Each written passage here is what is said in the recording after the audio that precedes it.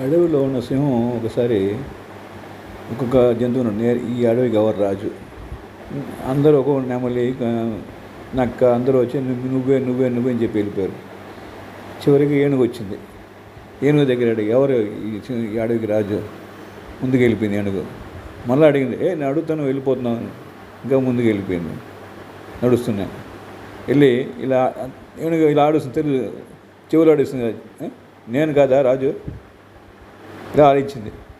నా ముందు నువ్వు చేస్తావా అనేసరి ఒక కొట్టబోయి దాని చేసిందంటే ఏనుగు తొండంతో ఒక్క విసిరిస్తుంది సింహాన్ని. నడుము పగిలి, నేను అడిగింది ప్రశ్నే కదా నేను అడిగాను, నేను చెప్పింది జవాబే అందంట ఏనుగు. అలా ఉండరు మనిషి చేసే ప్రతి పని, అంత ఏనుగు ఇచ్చిన జవాబులా ఉండరు మనిషి. ఎప్పుడు డిస్కరేజ్ అవ్వకుండా, దేనికి డిస్కరేజ్ అవ్వకుండా. సీతారామ శాస్త్రి చెప్పారే, ఏం చెప్పారు ఆయన, ఎప్పుడు నువ్వు ఓడిపోతాం ఒప్పుకోమాక, అది మనిషికి కావాల్సింది. అది. Good night.